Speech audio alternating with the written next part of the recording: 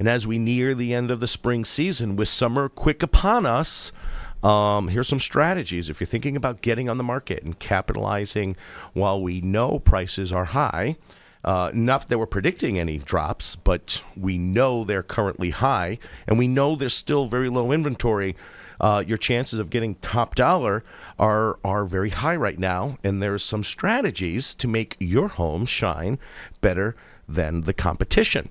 And in areas of really tight inventory, what your house looks like is not as important as when there's more inventory. So more inventory, more options. Buyers are more distinct about what they're looking for and what they'll pay for certain things. But in areas of low inventory, obviously you can get away with just about anything.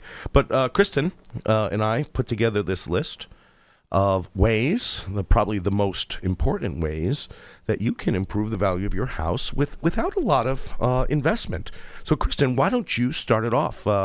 We made this list. Why don't we just kind of knock it down, starting at the top, and we'll comment on everything as we go along.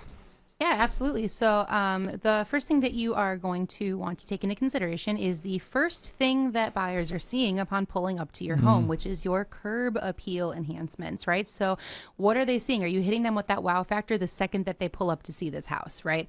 And those are going to be really focusing on simple landscaping tips that you can do. Also, just making sure that like the exterior painting, repairs, if you have shutters that need to be fixed, stuff like that, as silly as it sounds, really make a big difference when someone pulls up and sees that first impression of that home. Well, I don't think it sounds silly at all. I think it's 100%. It goes without saying that sometimes buyers know they like your house the minute they see it. Absolutely. Right. And that includes, and sadly, that includes sometimes your neighbor's house. If your neighbor's house is in disarray, sometimes you might, if you have a friendly relationship with your neighbors and you're trying to sell, ask them to take down their political signs. Oh, cut the grass for them. Right? Offer to cut their grass if it's 18 inches high. Yeah. But yeah, shutters are a great example. Rotted wood, rotted fascias, rotted soffits. Those are big ones that we see. Screen doors, screens. Invest in some new screens, especially if you've got holes in your old one, or they're all the black is kind of flapping in the wind, or all of the kind of the uniform black coloring of the screens has gone. Now it just looks like pure metal and it reflects a lot of light. Those look negatively on the elevation of your house. So those are important things to hit, and it's not that expensive. And then, of course, landscaping, like you mentioned, is cut the beds. Bring in wood chips. Those are inexpensive ways you can do it. And, of course, there are expensive ways you can accomplish that by hiring someone to do it. But you can do it really inexpensively. Go to Home Depot, spend a few bucks, get a couple of bags of chips, and get a shovel that will do a nice job of cutting your beds and making that nice crisp look to your lawn. It makes a big difference. It's a psychological thing, because it's like, if I see this on the outside, what's going on the inside? What is it that I'm not seeing? If you see disarray and disrepair and things that need to be maintained that haven't been, it's like, well, what about everything else? Absolutely. So, yeah, just something to think about. Yeah, for sure. And on the flip side of that, if you are a buyer and you're pulling up and you're seeing a beautifully landscaped house and you're seeing the outside already looking really pretty, you're starting to envision what that might look like pulling up as the owner of that home as well. Absolutely. So moving on from the outside, you're walking through the door. Now we are inside. What are some of the interior upgrades that we can focus on? Cost-effective renovations are going to be like the kitchen and the bathrooms are always going to be things that are going to have a return in investment, I believe. Dick, do you agree with that? Yeah, absolutely. Yeah, absolutely. Flooring updates as well. That's something that you don't really look at much once you live somewhere. Like, how often do you spend walking around looking at your floor, right? Not really that often. But when you're walking in to look at a house to potentially buy, that's like one of the first things that I feel like people bring up right away. Absolutely. So, making sure that you've got some updates to your floors is a great way to maximize. And just a real quick touch on this. We're not giving you a list of things that you have to do to sell your house, but we are talking about, if you're looking to maximize selling your house for the most amount of money, what are some of the ways that are going to do that? And that is what we're talking about. So if you don't have it in your budget to change your flooring and you just need to sell, we're not saying that means you can't sell if you can't update your floors, but it is absolutely a good investment to make. You raise a great point, and I'll say this often to sellers. I can sell your house if it's literally on fire right now. There is a way to market and a price that we can use to attract a buyer. So whether it's a pile of rubble or it's the Taj Mahal. There are buyers for it. The question is, how do you maximize your return on investment if you choose to? Yeah. I do want to talk about paint, because paint is something, a lot of times we'll make that recommendation that you can paint, and we get some pushback sometimes from sellers. They're like, yeah, well, buyers are going to want to choose their own color. I hear that a lot. I hear that a lot, but I'll be honest, from our experience, it's not a valid argument. No, people don't want to have to paint when they move in. They don't want to. They want to come in and look, and that's why, like right now, the big color is still, believe it or not, and pastels are starting to come back. We're starting to see, but not so much in our market. But they are starting to come back, especially kind of on the national scene. But agreeable gray is still the perfect color. It works with white trims. It works with wood trims. And it's that perfect blend, because grays come in a bluish tone and grays come in a brownish tone. Agreeable gray is like perfectly matched in the middle. It's like they used AI to design it. Literally, it's the it is. weirdest color to actually look at. When I sold my townhome a couple of years ago, we took that advice, and we had the whole place painted. The agreeable, I think the specific term for that brand was like grayish or something like that. But the agreeable gray, it's this insane color where you look at it and you're like, I don't see any color, like at all. Like I don't see it. Like it's not a color. Well, you don't see any color cast. Right, exactly. So there's no real color there that's jumping out at you. So there's nothing to dislike about it. So when a homeowner or potential homeowner walks in and they see the home, they get to see the home. Right, they're not seeing the color; they're just seeing the home for what it is, and that's the thing, is it's going to showcase your home to them. Yeah, and we, the having that gray is, some people, oh, it's too cold and stark. It's really not. It's really a warm color, and it creates in the photography. Number one, it reflects a lot of light, so the photography comes out fantastic without spending a lot of time editing. It also creates, when you have white trims, that beautiful contrast against the deep walls, not dark walls, the deep walls with the rich kind of bright contrast of the white trims, and then also works well with the wood trims. So it's the perfect complement. So if we had to give you a single color to use, it would be agreeable gray. Now, the second part of that is, be careful. Don't be that guy or gal who's like, we're going to paint it ourselves. I'm going to tell you that the number of times the sellers insisted on painting it themselves, they added no value. Now, if you're good at what you do, you can add value, but it's got to be really good. Strongly recommend investing in professional painters, because they do perfect cut lines. They don't even use tape, a lot of them. It's crazy watching them. Yeah, they just do perfect cuts, and you don't have any blending between the ceiling and the wall, and it's well worth it. And a professional is also going to fix all the imperfections on the wall. If there's old drip lines from 30 years ago, if there's divots, indentations, when Junior fell and hit his head and created they fix that. They create walls that look like brand new, so when people walk in, they literally feel like they're in a model. Yeah, absolutely. That was another piece of advice of yours that I took when I was your client when I sold my townhome. Is we ended up going with hiring someone to do the painting, and it was the best choice that we could have made, because not only was the outcome beautiful, it was professional, but also, yes, you might be saving a little bit of money by doing it yourself, but time is money, and the amount of time that we would have had to put into doing that ourselves would have greatly outweighed how much we spent on just having someone do it for us, and it turned out beautiful. And I think, and correct me if I'm wrong, I think you went with, it wasn't a recommendation of mine, but it's someone who I know very well, a friend of mine, who used to be on this radio station, Ronnie Pecorini, right? His company is who we hired, yes. Yeah, I love Ronnie. And they did great work, honestly. They were awesome. He does a great cigar show. Okay, cool. And then, they also ended up doing our cabinets for us too, painting our cabinets white, really opened up our kitchen. I mean, it ended up being kind of a showstopper for people who came in and saw our home. And that's an important blend of this entire topic, is we talk about kitchens, and let's go back to kitchens, because I don't want to just glance over that, because people are like, upgrade the kitchen. That's the most expensive thing I can do. And they always think that it means just upgrade your appliances. Okay, yeah. It doesn't just mean that. It doesn't just mean that. Sometimes it does mean that. We just had a seller literally yesterday replace the fridge, because it was beautiful stainless, everything else, but the fridge was kind of dated and old and, kind of white and creamy. It didn't really go with the kitchen anymore. But it's the you don't have to replace your cabinets. You don't have to replace necessarily your countertops. There are processes of repainting cabinets that make it look fantastic. And this is something we've been doing and recommending since 2014 at least. maybe earlier. But I think 2014 is when I really started pushing it. And if you have like short cabinets, 32-inch or 36-inch, very simple and easy and cheap to add 3 or 4-inch crown molding on the top of your cabinets, then paint it all white. Now your 32 or 36-inch cabinets look like 36 or 40-inch cabinets. Right. So it gives that appearance of them looking bigger, is more architecturally pleasing. And with that white, again, contrast against the gray walls, you get big bang for your buck. Now, as far as countertops, there's no way to slice it where countertops aren't expensive. Even for mica, countertops are expensive. In fact, the difference in price between countertop and quartz or granite is so negligible because once you start customize them, you might be, let's say, that depending on the size of your kitchen, if you're $4,500 for granite countertops, you might still be $3,500 for mica countertops, especially if you go with like the faux granite finish. So countertops, yeah, I'm not so sold that there'll be a high rate of return on investment.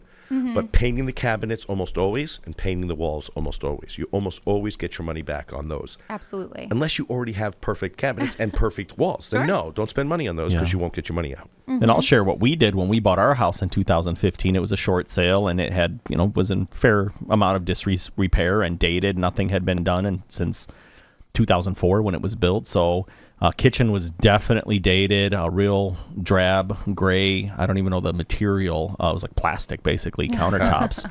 And what we did, though, is what you said. I didn't hire a general contractor. I got a couple companies to come in and tell me about painting the cabinets. We had 42-inch beautiful cabinets and got a couple quotes. And they ended up sanding. They took the doors off. They took them back to the shop. They sanded them to a furniture finish, painted those white. At the time, I was shopping around for, we wanted granite, and I was shopping around, and I found a company right by O'Hare that you could pick remnants. So we were able to save a ton of money by going down, and they came and they measured, and they told us exactly how much we need. So we had a limited selection. Beggars can't be choosers, right? Sure. But we ended up doing something that we really, really liked. And we had it made. It was a fraction of the cost of if you just pick whatever's on the showroom floor, but it worked for us. And then same with appliances. We ended up getting all new appliances. So for I want to say under $20,000, our kitchen was completely redone just by painting cabinets and putting new countertops in. Absolutely. So, and I cannot stress this enough to anyone listening and hearing about the sanding down and doing the cabinets. If you don't know what you're doing, please do not attempt to do cabinets by yourself. My mom is a big DIYer. She loves doing stuff herself, and she had taken on that project of redoing her cabinets. And I think her kitchen was in disarray for months. I mean, it took so long because you have to sand and resand and then sand it again to get it perfect. And there's stuff everywhere. It's a mess. They turned out beautiful, but it took so long for her to get it right. It's a process for sure. It's not as Absolutely. easy as just Whereas hiring a painting company who already has the tools, the access, the knowledge, the skill, it's super worth it. Multiple grits of sandpaper to make it smooth and to get rid of the grain and all that. And ours. It's a furniture. It looks like they belonged. It looks like they were always that color. So. Absolutely. And I do want to go back to the price you paid, and I want to make that clear to the listeners. You were the buyer of that house. Correct. That was after we Yes. moved in on a short sale. Super outdated kitchen that hadn't been touched since 2004. 19-year-old appliances. Everything on its way out. Our dishwasher didn't work. Our fridge made a weird buzzing noise. So it had to be done. But had I gone with a general contractor, I'd been paying 2.5 times that for the same deal. Well, you did your own GC. Yeah, basically. Why I wanted to make that clear is because I don't want sellers walking away from this radio broadcast going out and spending $20,000 on a kitchen upgrade. No. Right. Because that's not what we're advocating. We're advocating very inexpensive, a few $1,000s to get a look that might look like, $10 or $15 or $20,000. And what's interesting is the difference between the lowest home on the market and let's say the 80 percentile of quality on the market, the price difference is narrow, but the jump happens when you get the 80th percentile to the 100th percentile. Yeah. And for those of you listening on radio, my hands are doing all kinds of brilliant things that you can't see. It's hyperbolic. So it's when you get from 80% to 100%, that's where the money's made. And if you can go that extra mile, go that extra step, and that effect is also very true on appraisal outcomes. Absolutely. When you're top of the top, it doesn't matter what the highest sold comp is in the neighborhood. If you're new this, new that, new bathrooms, new master this, the appraisal will come in. You will almost set the standard for what the new appraisals are in that neighborhood. Yep. You get top dollar. Now, just real quick, talking about flooring before we move on to staging. So I'm seeing a lot of people preferring to not have carpet. Dick, are you seeing that as well? In the main living area, yes. Not so much in the bedrooms. It's confusing to me. I love carpet. It's comfy. It's soft. You get to rub your little toes on it. But I'm seeing a lot of people just not even wanting carpet at all. So when I'm on the buying side of showing people homes, they're kind of just turned off by the carpet. Even when it's newer carpet, they're like, we'll probably get rid of it, replace the flooring a little bit. And I'm not saying to our listeners, don't get carpet.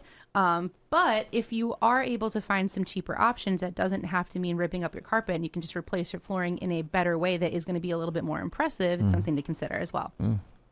Moving on to staging. So staging is a fun balance, right? Because you are selling your home, you did the improvements, it looks gorgeous, and now you need to sell it.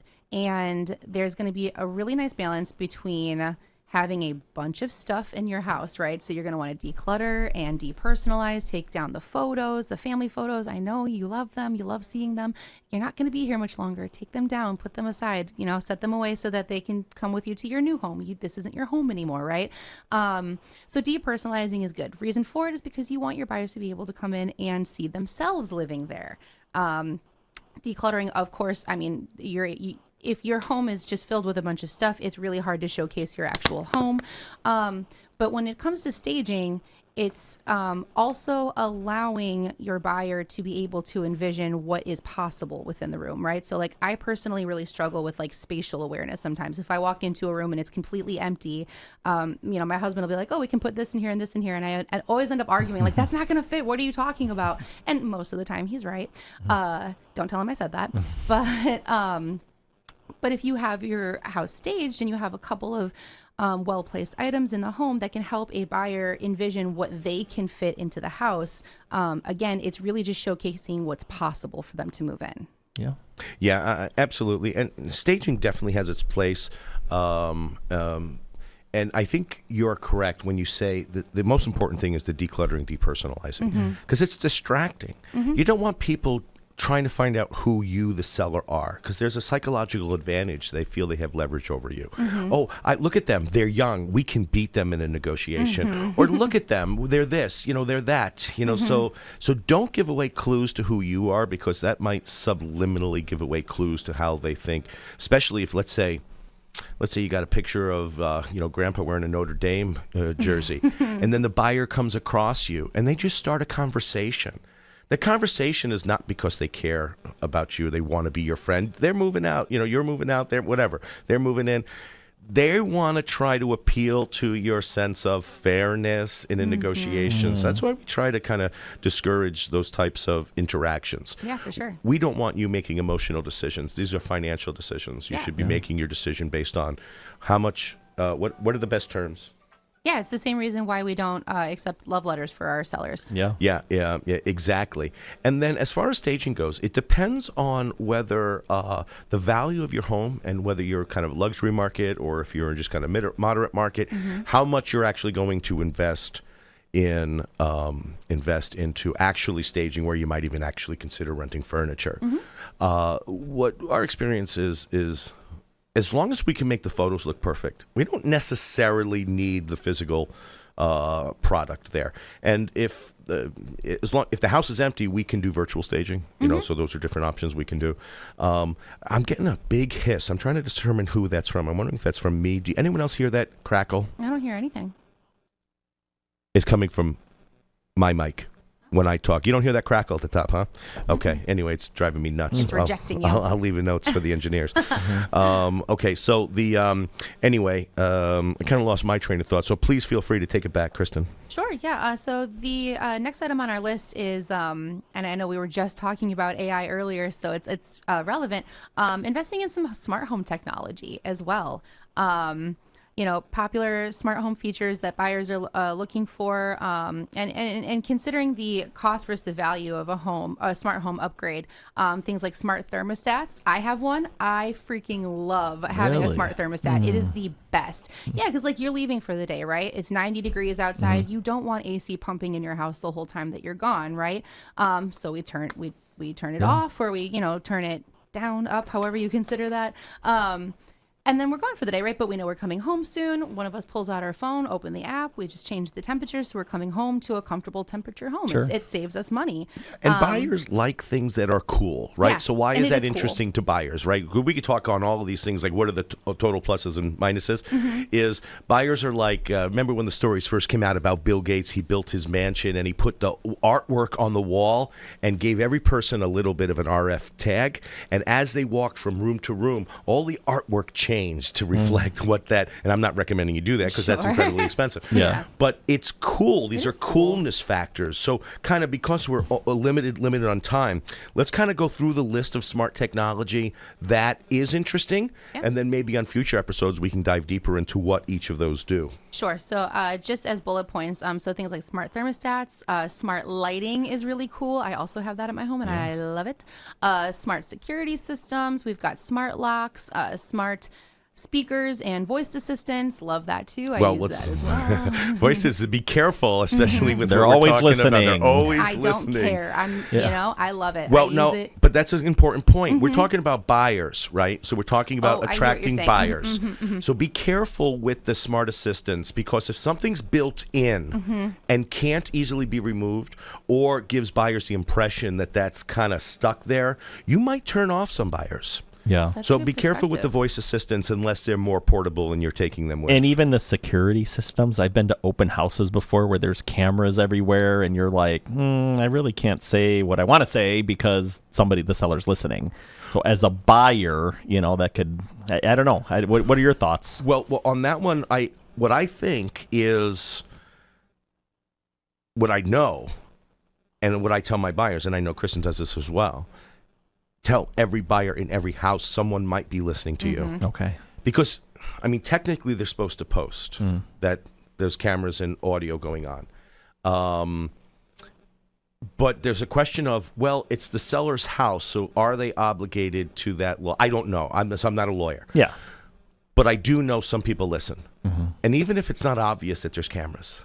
So it's almost a bad idea to have these conversations with yourselves and with your realtors while looking at a house, because I know of situations where I've found out that sellers were listening. Yeah. Same. Yeah. Same. Yeah. I've sponsored open houses where the sellers were literally watching us the entire time, listening to what we were talking about, and made a call and asked, well, what about this? And it's like the only way they could have known that is if they were, which we weren't saying anything wrong, Sure. but it just made me realize that if I'm a buyer and I'm walking into a house and I see cameras all over everywhere, I'm going to be hesitant to maybe, I don't know, it's just a psychological It thing. creates a seed of distrust. Yeah, It does. a little bit, which is right? not really the best way to start a transaction. Yeah. I mean, So I think it should be you mentioned my disclosed. guy. He did our inspection when I bought my home the last time. And when he finished up with his inspection, it's time to talk to the buyers, which was us. He's like, all right, we are going to step outside because I found a camera in the house.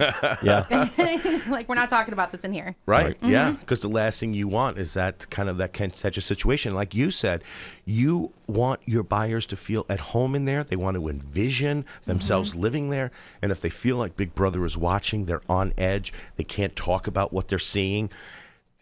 So I agree with you. Yeah. I don't know the should way be around disclosed. that. It just should be disclosed. It really Hey, should be. Everything is recorded in this house for security purposes. At least that way you're not like finding out later or during your showing that, oh crap, somebody's listening. Yeah. Yeah, just kind exactly. of being upfront and getting ahead of it. Something to think about. Yeah, Yep. absolutely. And then the last thing that's on the list that I think is really cool too, smart appliances. So like the smart refrigerator, all that stuff, really neat. Yeah, absolutely. Don't go out and buy them special for sales purposes. But if you have them and they are leaving them behind, definitely a plus. Buyers, we know they absolutely love it. Unless they're from some of those name brands that people are like sick of now. I'm not going to say which those are. No. We all know though. We'll be back.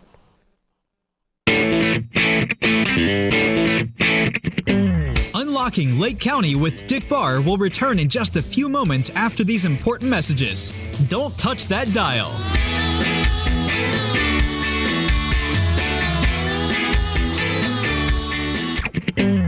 Welcome back to Unlocking Lake County with your host, Dick Barr.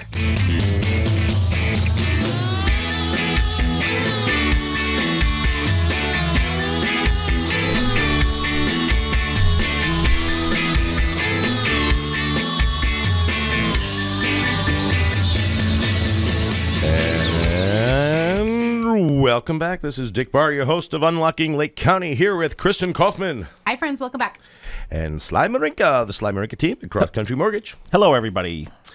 And we didn't get to finish up our tips for increasing market value of your home before you list, but we're going to finish that up. And then after that, we're going to hit on rock solid insider tip buying strategies on ways you can improve the effectiveness and acceptability of your offers if you're buying in this market, in this very competitive seller's market landscape. So, Christin, if we can pick up where we left off and start with the next one on our list. Yeah, so the next thing on our list is going to be focusing on energy efficiency improvements, things like adding energy efficient windows and doors, insulation and HVAC updates. And I would probably emphasize windows sometimes are a big plus on getting. So new windows, especially new insulated windows, attractive ones, don't cheap out on the windows. But on the flip side, depending on the neighborhood you're in, windows don't necessarily make a huge difference in value. So on the higher end listings, yes, new windows are paramount. But on the kind of the more entry level to mid level, windows don't have that much of a huge effect. A lot of those buyers aren't really thinking about their energy costs associated with the home ownership. Yeah, and definitely adding solar panels will add value to your home. For anyone who doesn't understand why we're laughing, we had a whole segment about that a couple weeks ago about how it definitely does not add value to your home and could be trouble, but if you love them, get them. On the leased ones, yeah. But the owned ones, I think the jury's still out. Yeah. Moving on, so we've got professional photography and virtual tours. Dick, I want to let you talk about that a little bit because that is really where you shine. Well, thanks. So, if you're just looking to sell your house, let's say you're doing by owner, be careful not to do like cell phone shots. The goal of in any marketing campaign is to make it just like if you go to McDonald's, you go to Burger King, what do you see? You see the best looking cheeseburger you've ever seen in your life with perfect lettuce, with a perfect pickle and exact amount of sesame seeds on your sesame seed bun. Never looks that way once you get it. No, it doesn't. So the goal of photography is to attract people. So you should not be altering the photography to make it look better than it is, but you can maximize how it looks in real life using professional photography and editing resources. When you are choosing a broker to represent you, make sure they use professional photography. They're making a lot of money on the transaction. Make sure they use professional photography because that's one of the biggest things that will determine how much money you make on a sale. Too many times I've seen people using cell phones in portrait mode to take photos, and I'm going to give a precise example. We had recently sold a home. This was actually going back 2 years. In a particular neighborhood, we just got $450,000 for it. It was a Tremont model, and then 2 weeks after we closed, someone else listed a Tremont model. It was a fine home. It wasn't as nice as ours. But they did very poor cell phone photography, and they didn't ask the sellers to clean up at all. So there was junk and there was clutter everywhere. And they took these photos, and they wound up lowering the price to $345,000 before they found a buyer. Oh my gosh. They did. Some of the neighbors had complained, and then the seller did demand that their agent retake the photos, and they did come out with better photos, but it sold so much less because it had sat on the market forever with price reduction after price reduction. So I can't stress enough the importance of professional photography. And virtual tours are starting to become bigger players in the market, especially in our community where we have a lot of our buyers coming from the naval base, and they don't get here. So they're buying this sight unseen almost. Right. So if you have virtual tours, you're increasing the amount of viewers and potential buyers for your house by having that ability to access it remotely. Yeah, absolutely. So moving on. So on our list here, and I know you kind of want me to keep it shorter here, Dick. So I'm gonna tell you what's on the bullet point. You can tell me if you want me to keep going or not. Sure. So the next thing on the list is timing of the market. Do you want me to talk about that a little bit, or should we just keep going? Yeah, well, I think we pricing strategies and timing of the market, right? Those are two big important factors, and you can touch on those briefly. We have if we want to get to the buyer strategies, we're pretty much out of time. So let's just kind of leave it at pricing strategies. We'll make this list available on our website. There you go. Timing of the market, and then of course the marketing of your home, which is the number one way to get buyers in. Absolutely. But on the subject of buying, there is another subject that we wanted to talk about a little bit, and that is the winning buyer contract strategies to secure an accepted offer. I'm sure that Sly can vouch for how hard it is to get your offer accepted these days. Brutal right now. Cash is king. I know I see that right here, number one. Lots of cash sitting on the sidelines. Lots of people not wanting to pay the 7% rates we're seeing. They would rather just pull their money out of their investments or their savings or whatever and dump it into real estate. So we're seeing a lot of that, definitely. Yeah, absolutely. So what he's touching on, we have a little list here of the lending terms hierarchy, right? So I'm jumping ahead of our list a little bit, but I want to stay on subject with that. So correct, cash is king, right? So having a cash offer is definitely going to be a great way to get your offer accepted. Now, beyond that, the next best thing is a conventional loan. And then you need... So let's, terminology-wise, so when we say best... most likely to be right, because some of these lending programs are fantastic, great lending options available, but what entice the sellers more, so I just want to be overly specific on that, and I'm sorry to interrupt. No, that's important, absolutely. Yeah, because when we get to the question about VA loans, people can say, well, what do you have against VA? And we have nothing against VA loans, and we'll get into that in deep. But there is a hierarchy of when you're offering terms. And then, Christin, I'll let you take it from here. There's a hierarchy of what sellers look at because each of these products have different pros and cons. Yeah, for sure. So we're talking about most to, I don't want to say least likely to get accepted, but easiest to get accepted to harder to get accepted. Right. So then beneath the conventional is, like Dick just said, the FHA and the VA loans, which really bums me out because it shouldn't be that way, but it is. So can I share just a little bit about that? Absolutely. A lot of it has to do with appraisals. In this market, let's face it, if there's three different offers that come in, and one is cash, which means they don't need an appraisal or they aren't going to have an appraisal done. Another is a conventional loan with, let's say, 20% down, where an appraisal will have to be done because we're not at the appraisal waiver standpoint. And then an FHA or VA offer with very little down. Your seller most of the time is going to take the easiest way to get the most guaranteed bang for their buck, the most for their, and on an FHA or VA loan, it is a common misconception that, the appraisers are going to make you fix every little thing in the house. That's not the case anymore.